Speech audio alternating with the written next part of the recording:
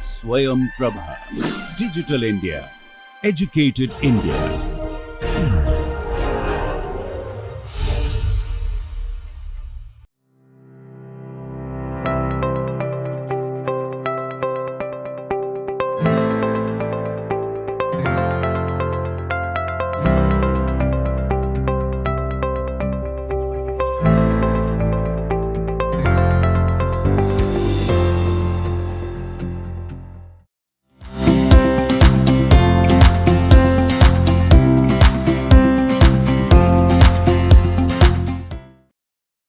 Namaskaram. Welcome to another lecture that will also talk about few other famous personalities in the Kuchipudi traditional families. And this is the last in the series of famous personalities from the Kuchipudi traditional families. After this lecture, we will talk about the non-traditional families and a few lectures about Vempati Master Garu and his contributions to Kuchipudi. But the first personality in this lecture is Vedantam Satyanarayana Sharma Garu. I would like to start off this lecture with a personal experience that I have. In my teenage, I had the opportunity to perform in Kuchipudi village for the very first time in my life. Later, many a times, I had the opportunity to perform in that village. But for the first time when I went as a 15-year-old, I was very excited, like any other teenage girl, because it was my very first instinct of visiting a village where the dance form that I have learned has been born and bred into. And we wanted to meet Vedantam Satyanarayana Sharma Garu, who was very much residing in the Kuchipudi village. And we asked the local person who was just walking next to us, we asked him, where is the house of Vedantam Satyanarayana Sharma Garu? And the reply that I got from that village man will be etched in my mind forever. He said, oh, you want the house of Satyabhama Garu? You have to take straight, go to the right, and the first house is theirs. In Kuchipudi village, they don't refer to Vedantam Satyanarayana Sharma Garu as Satyam or Satyanarayana or any other nickname that is given to a person who has the name Satyanarayana Sharma. But they call him Satyabhama Garu.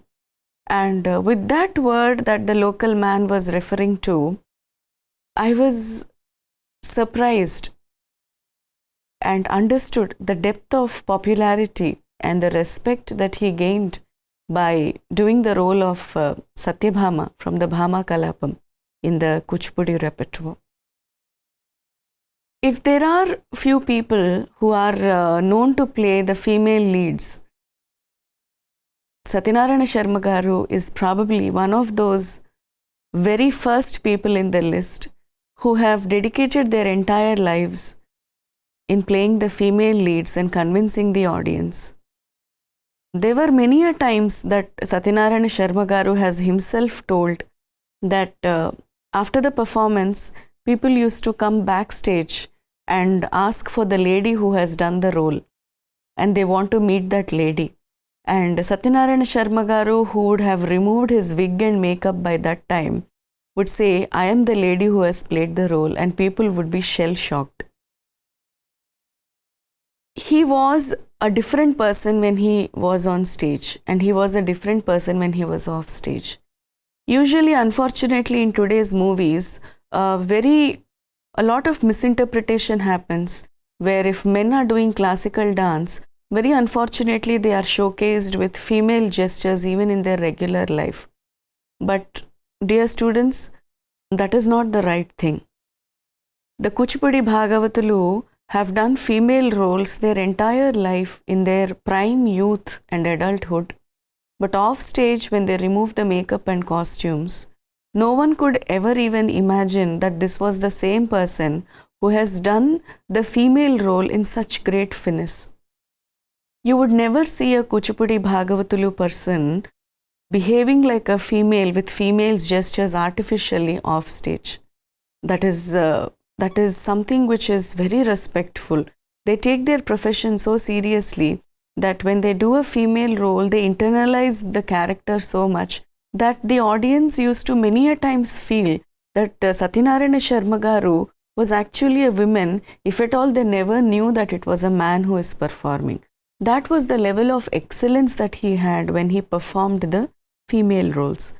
He was born in the year 1935 to Venkatratnam and Subbamma garu, and he was initiated into dance by his elder brother, Sri Vedantam Prahalada Sharma garu.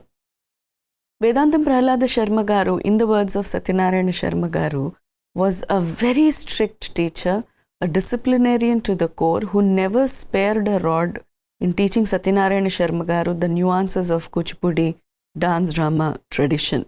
He said that the only solace that he had in his childhood was his mother, because his elder brother was so strict with him while teaching and while at house, because he wanted Satyanarayana Sharma garu to become a very able performer and a great artist of Kuchipudi Paddhati. Satyanarayana Sharma garu also learnt music from Yeleshwarapu Sita Ramanjaneyulu garu, and with the insistence of his brother Prahalada Sharma garu, he also learnt Carnatic music later from one Sishta Brahmaya Shastri garu. And after learning music from these two great stalwarts, Sishta Brahmaya garu was not just a vocalist but also a violinist.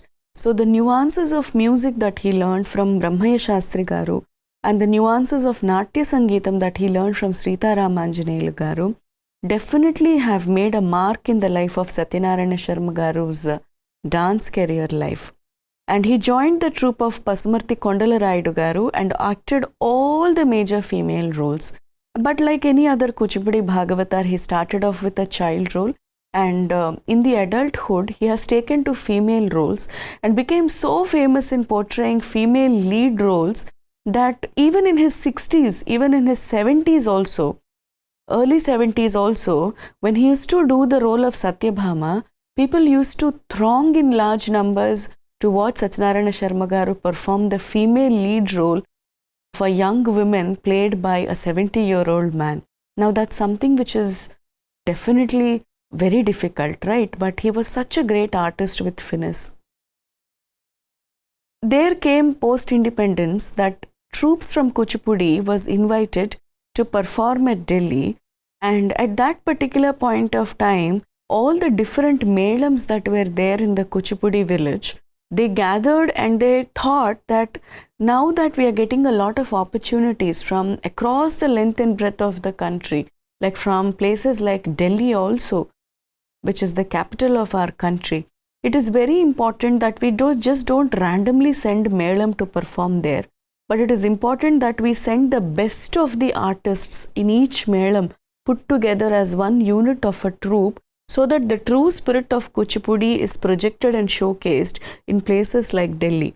And at that point of time, the Chintavari Melam and the Pasumartivari Melam got united as one, which was again called as Chintavari Melam, and the best of the performers from these two melams were selected to represent Kuchipudi at the national level in the Delhi.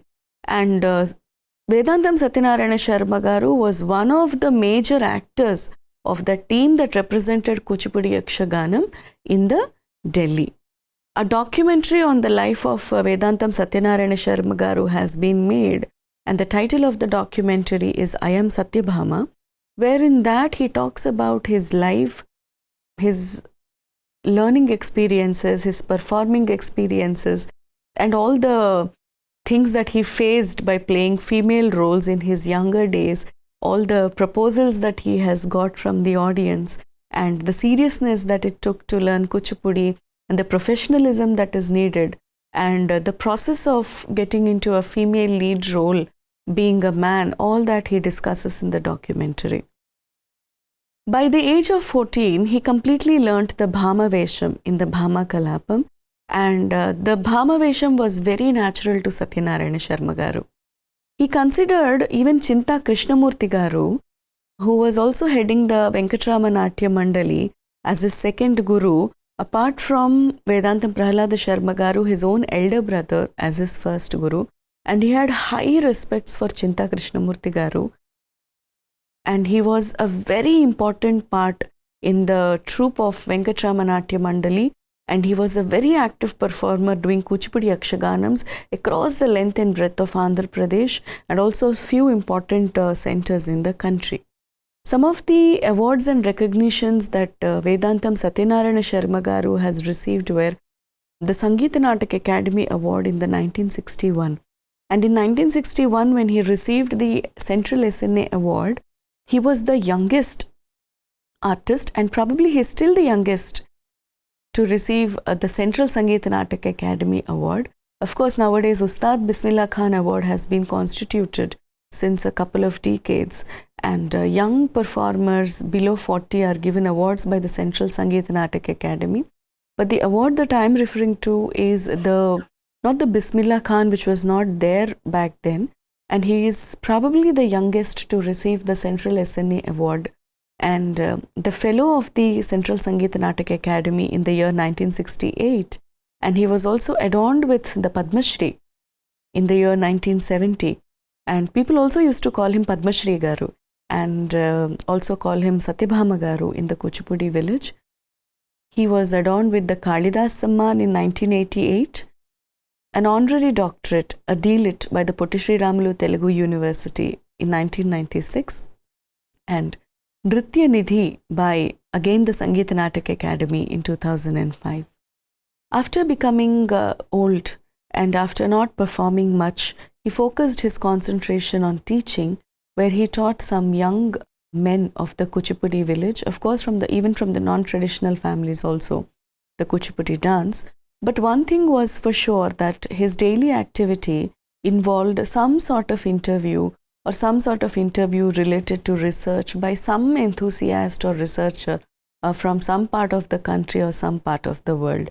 He was so famous as a Kuchipudi dancer, as a performer of the Bhama Vesham, that whoever wanted to know about the female impersonification of the Kuchipudi dance drama tradition, the first natural choice and the first person to be thought of was Vedantam Satyanarayana Sharma Garu. It is not an exaggeration if I say that many chief ministers, mark my words, not the MLAs, the chief ministers directly called off their pressing meetings to attend Satyam Garu's performances of Bhama. This has been documented in many places that the chief ministers themselves have cancelled their appointments, some of the very important meetings, to attend if there was a Bhama Vesham by Vedantam Satyanarayana Sharma Garu in the city. And Satyanarayana Sharma Garu has toured many countries performing Kuchipudi and was also a part of Vempati Chinna Satyam Master Garu's troupe. And whenever he used to perform, probably after 1960s or 70s, Master Garu accompanied Satyanarayana Sharma Garu to do Natuvangam for major of his performances. And Satyanarayana Sharma Garu talks about two concepts when he talks about female impersonification, which is the internalizing process and the externalizing process. What is internalizing process? Is that when you have to do a role or when you have to portray a character, it is very important that you internalize the character and not just do it in a superficial way. And how does the internalization happen? Of course, it happens through the teaching that is given to you and in the learning process that you learn about the character, and also the inherent quality that you have as an actor, which is God's given gift, and also the work that you put in to understand the character that you are doing. You have to read about that character, understand the character at different layers of its characterization, and then only you can internalize the character. If the character is not internalized, no matter how much ever aharya you put, how much ever great external manifestations that you do, if the internalization process of the character is not happening, that will not be reflected to the audience. And very importantly, as the other side of the coin, the externalization process is also very important, because many a times people think that to showcase my art is very important because I have a lot of internalization, I can showcase it in any way. But Satyanarayana Sharma Garu says that it is also very important that superficially you dress up perfectly like that character with all intricate details that are possible. Because a visual understanding of a character is also very important for the audience, right? And externalization, he says, also helps in the process of internalization. Of course, you read about the character, know about that, learn about it, and you dress up so well, finally, with every minute detail of how the character looks, probably, to give that visual manifestation to your audience. And while doing that process of getting ready also, you sort of get into your character without even your knowledge. And the moment once you remove your aharya, you're probably again back to your normalcy. So it is a very crucial balance between internalization and externalization that Vedantam Satyanarayana Sharma Garu talks about. And by saying this, it is very natural that he was very conscious about his aharya while doing female roles. Never a day or never a performance of his dressing up in the female role was not even having a 1% of vulgarity. No matter however the female lead looks, the visual manifestation that he gave, it was very dignified, very respectful.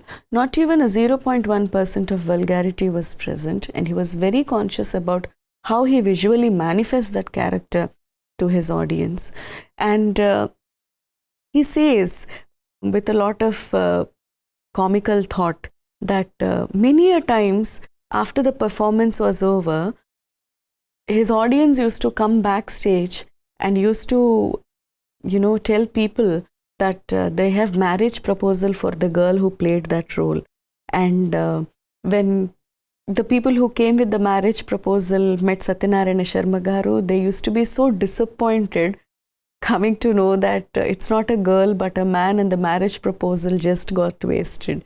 And there were many a times that he faced these marriage proposals thinking him to be a lady, all right? And not just Bhama, but he was also very well known for his portrayal of Deva Devi in Vipraranarayana by Vempatichinna Satyam Master Garu, and Mohini in Mohini Rukmangada, a traditional Kuchipudi Yakshagana. He was very well known for even both these roles of Deva Devi and Mohini.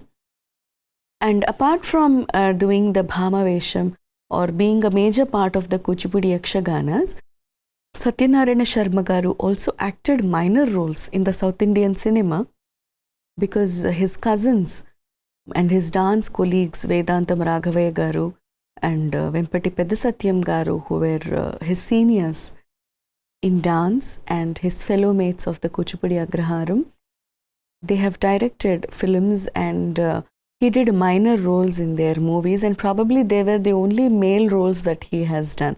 Otherwise, he was very well known all through his career as a female performer. And he passed away in the year 2012 in the Kuchipudi village at his residence. The next important personality is Vedantam Ratte Sharma Garu. He is the younger brother of Vedantam Raghavaya Garu, the very well-known Kuchipudi exponent and director of South Indian cinema of the yesteryears. Ratte Sharma Garu was born in the year 1943, and he was trained under Vedantam Parvati Shangaru, Hari Punnaya Shastri Garu, Chinta Krishnamurti Garu, Mahankali Satyanarayana Garu, and Vempatichinna Satyam Garu. Vedantam Ratte Sharma Garu was very well known for his Rakshasa roles. Just like his brother, he was a very well-built man with such a huge personality and a very predominant nose that he had. The moment I think of Ratte Sharma Garu, the first thing that comes to my mind is that nose in his physical appearance that he's had, which very well suits the male majestic roles in the Kuchipudi Yakshaganas. But such a humble person that he was, a great artist that he was, and he remained in the Kuchipudi village all through his life, but learned from several gurus in the Kuchipudi Agraharam. And by learning from so many gurus, it was but natural for Ratne Sharma garu to have imbibed all the qualities of all these gurus and put together to use it for his presentation. Of course, he started his life with child roles and then female leads in his prime, and he was more famous for his Rakshasa roles, which I told before. He also took part in the Nritya Rupakams by Vempati Chinnasatya Master Garu. In Nritya Rupakams like Srinivasa Kalyanam, Ratne Sharma Garu played the role of Akasharaju, who is the father of Padmavati. And in the Nritya Rupakam of Ksheerasagara Madhanam, he was also one of the Rakshasas who played during the Ksheerasagara Mathanam, the churning of the milk ocean. And his promising personality on the stage and the way he has donned that role were so promising that people used to remember him for all the roles that he portrayed. And he toured many countries apart from major centers in India and also acted in a couple of movies. He was also the principal of Siddhendra Kala Kshetram in Kuchipudi and choreographed several new Yakshaganams. He also acted as the principal of Siddhendra Kala Kshetra for quite a few years, trained a number of students in the Kuchipudi Yakshagana Paddhati and the solo tradition, and his two sons are also very leading performers in the Kuchipudi dance style. Vedantam Raghava Garu and Vedantam Venkatachalapati Garu are very well-known performers in the Kuchipudi dance style, and apart from them, he has also trained many men and women in the Kuchipudi dance tradition. He also received the Nandi Award for his acting in TV serial from the government of Andhra Pradesh. He passed away in 1998 at the Kuchipudi village. Pasumarti Keshav Prasad Garu, the last and the final legendary personality that we will study in this series of famous personalities from the Kuchipudi Agraharam. He was born in 1952 to Pasumarti Subramanya Shastri Garu, and he was trained under Vedantam Parvatisham Garu, PVG Krishna Sharma Garu and Vempati Chinnasatya Master Garu. He was married to Vedantam Parvatisham Garu's daughter at a later stage, and with his training that he had from Parvatisham Garu, Krishna Sharma Garu and Vempati Chinnasatya Master Garu, he was a very organic combination of both the traditional Yakshagana, age-old traditional Yakshagana Paddhati and the innovative or the more chiseled Kuchipudi dance by Vempati Master Garu, which gained international recognition. So he was a very organic combination of both. And Sri Keshav Prasad Garu has given more than 1800 performances in his dance career, but later worked and all through his career, even though he was not a full-time into presenting Kuchipudi Yakshaganas, he also worked in a government school, but he was a very active and a consistent performer, probably his entire adulthood and in his prime age. And he started the dance department at Krishna University in Machilipatnam. Sri Pasumarti Keshav Prasad Garu, apart from being a well-known performer, a well-known teacher, like Vedantam Parvatisham Garu, who is his guru and father-in-law, he imbibed the qualities of the interest in dance research and especially talking about the history of Kuchipudi and the documentation that Kuchipudi needs. Pasumarti Keshav Prasad Garu was very inclined to research in dance and academics in dance. That led him to be very instrumental in starting a dance department at Krishna University in Machilipatnam. If you remember, students, I was telling in my last lecture that Vedantam Parvatisham Garu's documents, archival materials, manuscripts, a lot of things were preserved by Pasumarti Keshav Prasad Garu. He even set up a library in the Kuchipudi Agraharam, which is just opposite to the Bala Tripura Sundari temple, where many books on Kuchipudi were available for the people who used to come to the Kuchipudi village to know about it, to watch it or to study about it. He was very enthusiastic in rendering talks on the history of Kuchipudi village, and a very active organizer of many cultural events and specifically dance festivals in the Kuchipudi Agraharam. And his organization was called the Akhila Bharata Kuchipudi Natyakala Mandali.